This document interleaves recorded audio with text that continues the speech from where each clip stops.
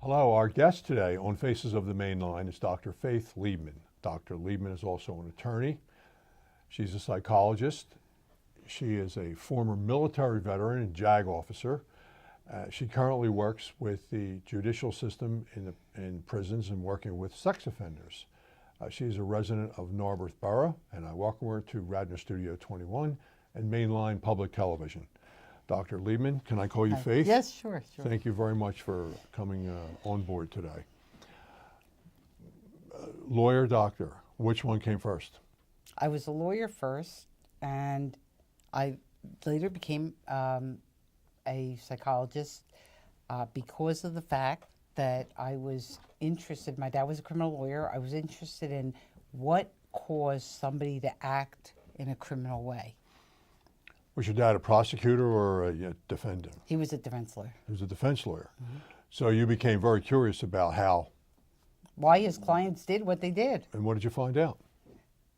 I found out that there were different reasons for people committing different offenses, but since we're talking about sex offenses, I found out that the sex offenses had a lot to do with childhood sexual experiences and with some social experiences in terms of family environment.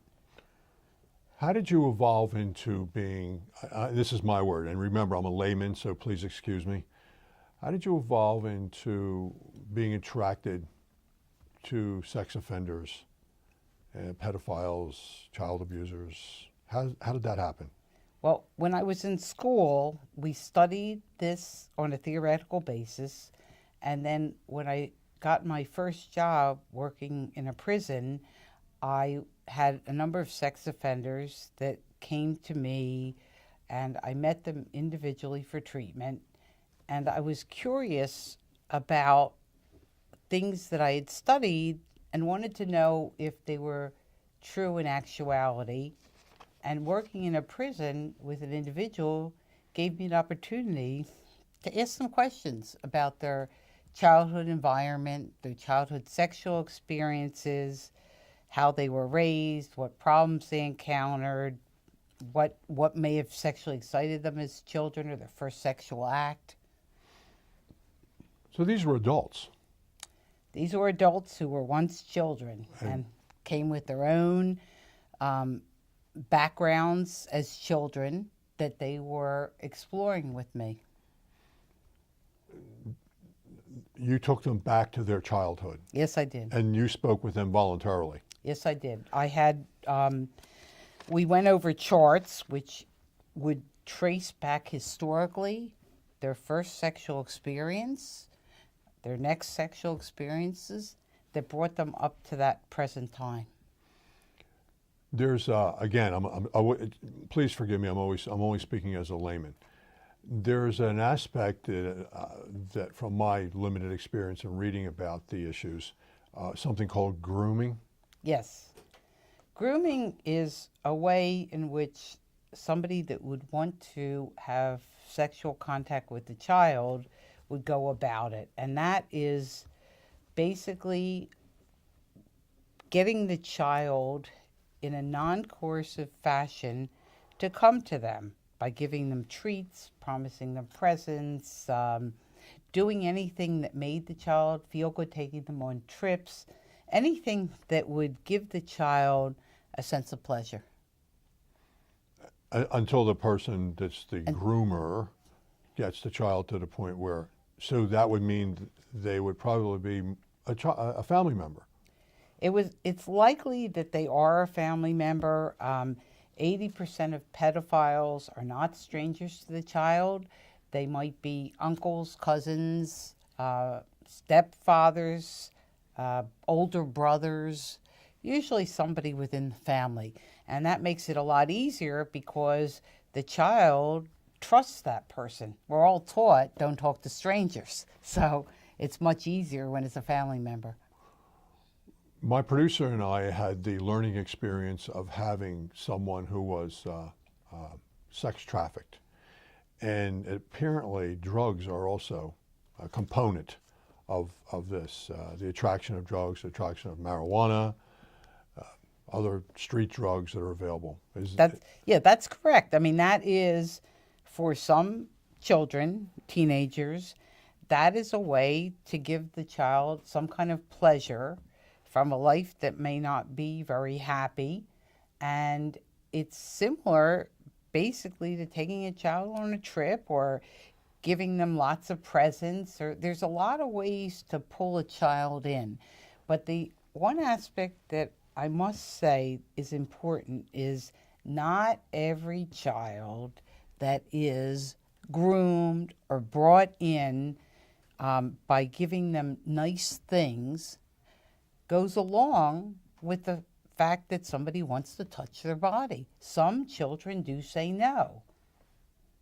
And you've had that experience? Yes, definitely. And I think every parent has had, that hears from their child before it gets to the point where it is a substantial violation of the child, knows that occurs. The sex offenders that you work with, is it voluntary for them? To some extent, it's voluntary. And I think that goes to the causative factors of the behavior. And the way in which this develops in an individual who becomes a child molester is kind of hard to explain. There are certain things that we associate with child molesters as adults, including early childhood sexual experiences. This may be, and I'm going to take each one at a time, but this may be something as simple as their mother washing them or playing with their private areas. Even as a child, they experience some kind of pleasure. It might be subconsciously, obviously, because usually 1-year-old infants don't have verbal skills to talk about it, and a lot of them are not showing anything in a way that it is pleasurable. They may giggle, they may smile. Usually what's happening to them is enjoyable. Sometimes it's not. Sometimes it's raping the child. That's dependent on what the person that is violating the child is doing. But if it's, let's say, an infant and it's a pleasurable experience, that goes in the child's memory bank, so to speak, even in their subconscious. And it may come back to awareness when they themselves go through puberty and they have an outward way of seeing this through an erection. And then they know that this is exciting to them. So that's one way that this occurs. Another way it may occur is that the child is in a family home and there's a lot of traumatic experiences occurring. There's a lot of chaos. The child may fondle themselves, even as an infant, to give themselves some satisfaction for their anxiety. And so this is a feeling of comfort to them. And they later on associate their playing with their genitals and as an infant with fantasies that they have later on in life of what felt good to them. So there are other people, because we have not reached the tip of the iceberg in studying this. We don't know a lot about it. So it's kind of like cancer. We don't know what causes it. We have some ideas what is associated with it, but we don't know what really causes it. And therefore, there are some people, we don't know what causes it. It's yet to be figured out. You've worked with sex offenders for 20 years in the prison system. Yes. It's a behavior that's totally bizarre to me, but I intellectually understand it. Can you take me inside the mind of one person, just one, of accumulating all these offenders that you've worked with? What do they think about themselves? I think what happens is, I'll give you an example of a person. Um, what they do is they may have had a childhood experience. They may have had, just like you have um, experiences in life that you go through, maybe at a certain age, socially or religiously, you have a Holy Communion, you go through the experience of show me, tell me with the opposite sex, or maybe the same sex. You grow into puberty, you may compare your body to another person's body as you go through that stage. You may talk, you may hear, you may see. You may see their parents in their bedroom. They may see other children touching each other. So they go through these early in life experiences that may start in infancy, they may start in childhood, they may start in adolescence. And this sexual experience remains inside them, maybe unconsciously, maybe partially consciously, maybe consciously. And that experience lends itself to fantasies.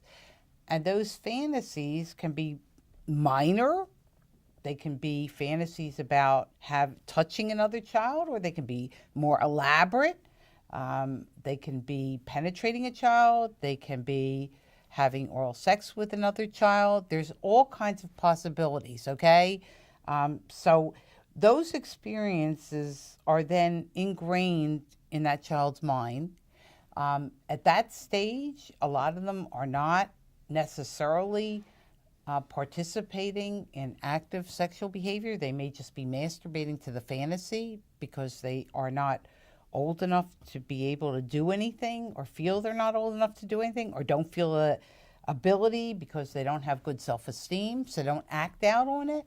And so now those sexual feelings are inside the person, and they are reinforced by masturbatory activity.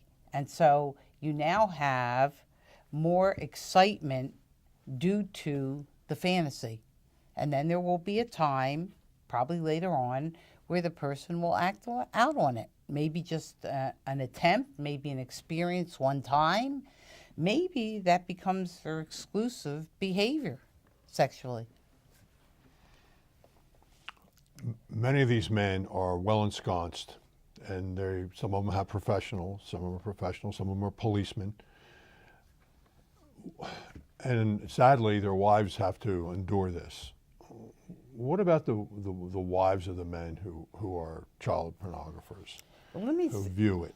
Let me say this to you. There are a number of different situations where the wives are not aware of the behavior. If it's child pornography, the man may lock his room. He may take the computer outside to a carriage house, to his office, whatever. And so he views the pornography late at night after the wife goes to bed. The wife is just totally unaware of it. There are other situations where the wife is in denial. She just doesn't want to believe that the husband would like something like that, or get involved in something like that.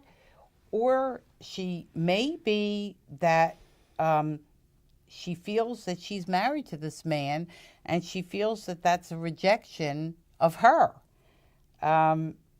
Another reason that occurs is that the wife may be so socially or lovingly attached to the husband, they just don't want to know about it on a conscious level. It's kind of similar to a situation where a man has an affair. The wife may sense it because of things she sees, but she just does not want to know it on a conscious level. There are other positions where the wife may know, but has to stay in the relationship. And that may be because she's being abused and feels she can't leave. It may be because the husband's the sole breadwinner, or she has a number of children and she just physically cannot make waves because she's going to suffer financial hardship.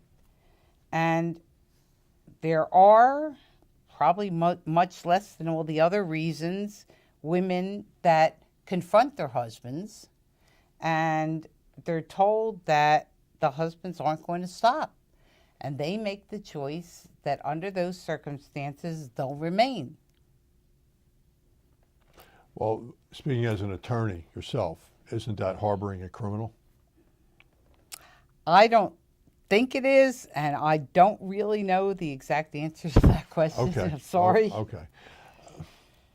I can understand that there are certain circumstances in a marriage that could result in an affair, that there are things that can happen that can cause that. But that is a peculiar behavior that I don't understand at all. And again, I'm a layman.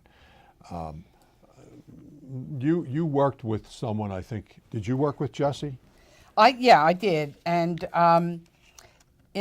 he's a classic situation of somebody that gets involved with pornography that may not be looking for it on a conscious level, and you have to kind of look at the fact that some people are doing this on a conscious level. They are going out and getting involved with pornography. Other people are doing it because they are curious, they have some memory of an experience, and they want to figure it out. And some of them get involved with talking to other people on the internet, maybe not looking at the child porn, but talking to other people on the internet about it. They see a discussion on something they're on, and they get involved in it. They may have these childhood images, and it may be suggested to them that they look at videos or that they view pictures. Somebody may offer that opportunity to them. Not always, but most of the time, in order to get the material today on the internet, something has to occur. And that something is that the person needs to either pay money, and this is, if you go back 20, 30 years ago, it's kind of like buying a video with child pornography. You have to pay the person that has it some money or they're not going to give it to you. They also have a bartering type situation where if you do have child porn, you've either taken it yourself or you've obtained it by paying for it. You share that with the understanding that somebody else is going to show you part of their collection. Now, getting back to Jesse, what happened was he felt himself drawn to videos that matched his childhood abuse. Once he had the curiosity, he felt somehow inside himself that it matched whatever he had gone through. And he pictured himself as a person in the image or the video. And the more that the image mirrored some of the elements of his memories, the more he felt a connection.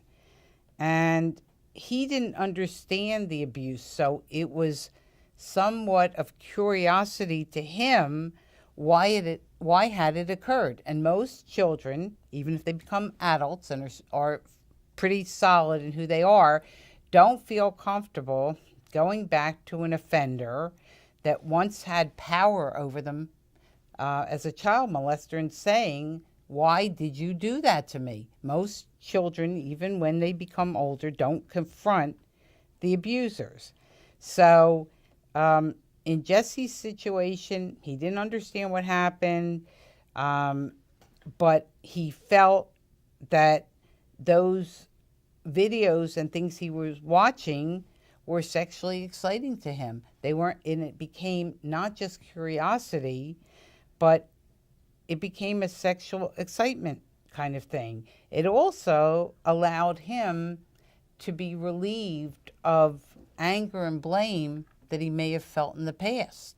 So it served twofold purposes. It served the purpose of fulfilling his sexual excitement, and it also served as a purpose of feeling that he did not have to be shameful and embarrassed, because look, other people are doing it too, and there's nothing wrong with it.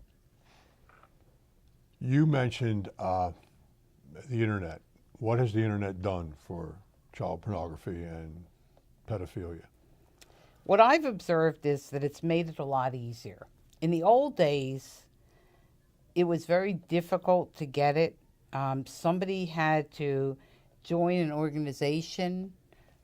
There's the Man Boy Love Association. There's other organizations that disseminated child pornography, or the person could buy it underground. But that took them out of their home, out of their comfort area, and they had to go somewhere to do this.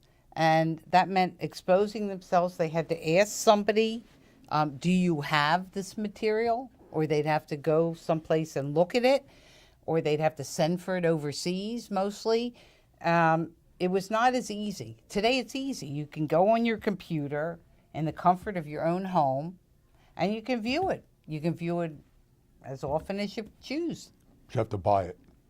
You pretty much have to buy into it with what I discussed a little bit earlier, with either paying for it or A membership. sharing your pornography with other people. How much money do you think is made annually? And I think a lot of money's made because this is underground, okay? And these people that want the child pornography, it's not easy to get, and they build up a need for it. So a lot of them, it becomes an addiction. That becomes their sole source of sexual excitement. So in order to fulfill that excitement, they need to have the videos. They need to see it, or they need to basically act out on it and have the sexual experience themselves outside of just watching it. Who owns it? Is it centrally located? Is it somewhere? No, it's all over the world. So- I mean, people take them. I mean, there have been arrests of people. There was one woman, for example, her boyfriend paid her to allow him to sexually abuse her daughter and then videotape it. So people pay other people to be able to sexually abuse kids. There's a whole underground market of people that do it and make the videos and make money off of it. Is it legal in any country? It's legal in about 53 countries. When you say legal, what do you mean? It means you're not going to suffer any criminal consequences. Are these countries that we would recognize if I heard a name? Some of them are. Most of them are countries that are poorer and have less developed legal systems. But 53 countries, let me say this, that's a lot of countries. Yes. We're not talking about 5. No, I understand. You used the word addiction. When does it become an addiction? The behavior will become, I think what you have to look at is 3 factors. You have to look at the nature of what it is that they're watching. So you have to look at the type of material they're watching. You have to look at the duration. How long have they been looking at it? And there are studies that indicate that the behavior usually begins by the age of 18. So this is a long-going thing. We may not catch somebody until they're in their, and this is even for child molestation, not just child pornography. Somebody might not be caught until they're in their 40s, 60s. I read one priest was 96. So you want to look at nature, duration, length of time, and you want to look at frequency. If you find somebody that's got to have child pornography or has to molest children once a day, it's obviously more frequent than somebody that might do it once a year or once every few years, or I've seen very rarely. I remember one case where the man had molested his niece and had only done it 2 times in his life. Is it curable at any level? Well, I think that there is a way for the behavior to be diminished. The problem is you need the cooperation of the individual. So in that way, it's kind of like drug and alcohol addiction. The person has to want it. This is not something we can impose on somebody. And if this is the sole source of their sexuality, it's akin to saying to a normal heterosexual person, you will no longer have sexual activity for the rest of your life. You've cut out their whole sexual identity. So in that way, you have to get a willing person. They will also have to exert extreme self-control if this is happening for a long duration and fairly frequently. So in certain ways, it's almost impossible to try and put all these elements together and get somebody to stop doing it. I think the big thing is if you can cause them to not do it as frequently, you're saving some children. You're not saving the world. Have you ever defended any of them? I've been an expert witness in some sexual cases. They are not child molesters generally. I did do one, and it was a case of a guy who was giving his daughter a bath.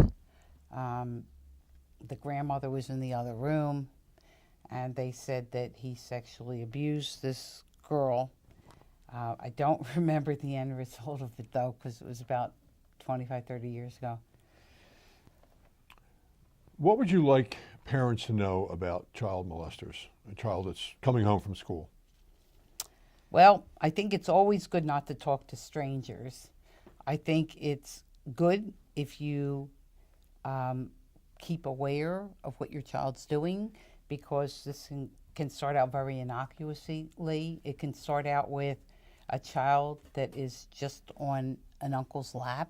The child's bouncing the child around. Start out by the stepfather tickling the child. So I think it's being hyper alert to the behavior and what is occurring with your child, to not leave the child just go and do their own thing.